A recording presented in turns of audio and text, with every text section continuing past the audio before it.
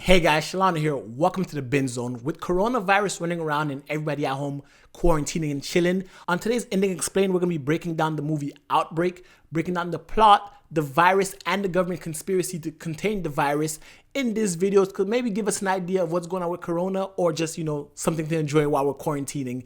But without further ado, let's dive into the movie. Now, the movie starts off in 1967 in the Congos. We're introduced to a small village that's infested by this virus, and we're introduced to two characters, General Ford and General McClintock, who walk in there and they see the extent of this virus that has a mortality rate of 100%. Essentially meaning, if you get this virus, you're dead 100% of the time. So they see that and they take blood samples from some of the patients and they walk out to send help to the village. However, as soon as they leave, they drop an incendiary bomb and wipe out the entire village, effectively killing the virus or containing it. But we see that 28 years later, that the virus has reappeared and they call on Colonel Sam Daniels, a US medical doctor, to the country of Zaire in Africa, and he finds the same strain of the virus. And now they start calling this virus the Motaba virus because of the region that it comes from. And this virus is essentially contained as well in Zaire. However, the issue that happens is Betsy, a monkey, a white-headed capuchin, is the host for the virus, and she is smuggled into the United States. And not only is she smuggled here illegally, wherever she is smuggled to, she is then stolen by Jimbo, another character who takes her to sell on the black market. Now, Betsy ends up spitting at Jimbo, and he tastes some of her spit, and but he also gets infected. And when Jimbo tries to sell Betsy, he's unable to sell her, and Betsy ends up scratching the pet store owner before Jimbo takes her out and releases her onto the wild. Now, the issue at hand here is now that Jimbo has been ingested some of her spit and the store owner has been scratched, they are infected. However, they don't know that they're infected. So when Jimbo gets on a plane to fly to Boston and meets his girlfriend, on the flight, he's infected, and when he sees his girlfriend, he makes out with her. So she was unknowingly infected as well, and that's when the CDC is brought in to see what's going on. They were contained. Even though Jimbo and his girlfriend dies, the CDC believe that they have it under control because these two were the ones who were sick. They isolated them and they died. However, the storekeeper, Rudy, who was scratched by the monkey, is also infected and he ends up dying. And while a hospital tech is going over his blood work, he spills a vial of Rudy's blood and gets infected. However, at this point, nobody knows that this is the Motaba virus or the extent of this virus. So he is not properly quarantined, and he ends up going out and infecting the town of Cedar Creek. Now, the thing here is by this point, the virus has mutated to become airborne, more influenza-like. And that's when Daniels is brought back to Cedar Town, and he tries to solve the mystery of what's going on and how this virus is spreading, only to see that after a few deaths, General Ford brings up a vaccine that can cure the virus. However, it only cures the initial strain. It doesn't cure the mutated strain, which is what Betsy is carrying, and that mutated strain is still out there. So now it becomes a race between the army and Daniels. Daniels trying to cure the virus while the army wants to contain it and blow everything to smithereens to hide their bigger secret, which is a whole conspiracy. But as the movie progressed, it moves away more so from the virology and the effects of the virus and becomes a sort of chase-like movie as they try to hunt down Betsy and get there in time to stop the army. So with that being said, we're going to look at the virus, which is called the Motaba virus.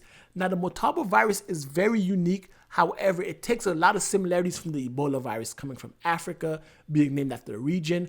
And while the Motaba virus has a mortality rate of 100, which means 100% of the time you will die if you get Motaba, Ebola has a 25 to 90% chance. So you see how both viruses are very similar, even to the point that the Motaba virus is viral hemorrhagic fever, which starts with flu-like symptoms and then the red and pink lesions across your face and pus, followed by diarrhea, vomiting, bleeding in your eyes, gums, ears, and internal organs bleed before liquefying. Now, this is a painful way to die, and this spreads relatively quickly. This happens in less than a day. Between 4 hours and less than 24 hours, you will have all these symptoms and end up dying 100% of the time if it is not cured. The virus itself, the means that it spreads and the means in which you can contract this virus used to be from animal to human, human to human, via bodily fluid exchange or blood exchange.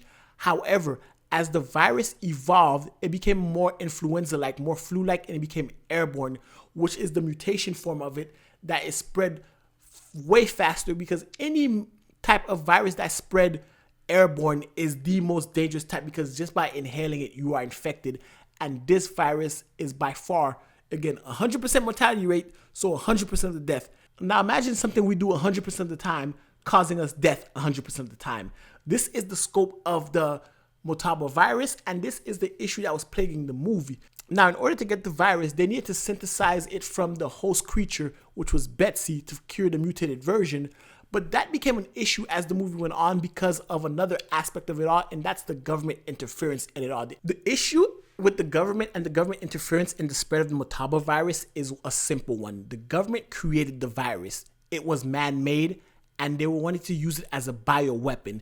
In the beginning of the movie, when they went to the Congo in 1967, that is a byproduct of their testing. They infected the nearby village's wildlife to test the virus to see how it worked, and the villagers got infected. So in order to keep this a secret, they ended up firebombing and incinerating that entire village, and they kept that secret to themselves, and they synthesized a vaccine to the Motaba virus. However, they didn't kill all the monkeys, and Betsy escaped, and Betsy is the one who ends up infecting the second village 28 years later.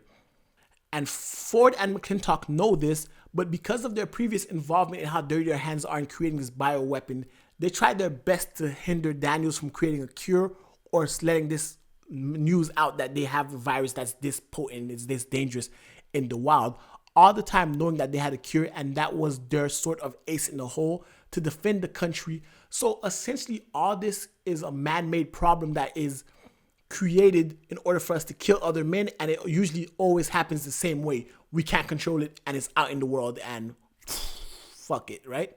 This is very interesting because this movie takes a unique approach, and it critiques the military-industrial complex and bioweaponry as a whole, because biological warfare is the worst type of warfare, and the extent that we're willing to go through just to win war is sickening.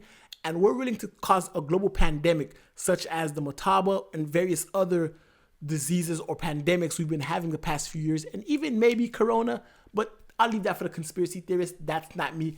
Anyway, guys, I'd love to hear your thoughts about this movie, about virology and the spread of viruses in the comment section below. So if you like the video, give it a thumbs up, hit the subscribe button if you guys have not already, and until next time, binge on.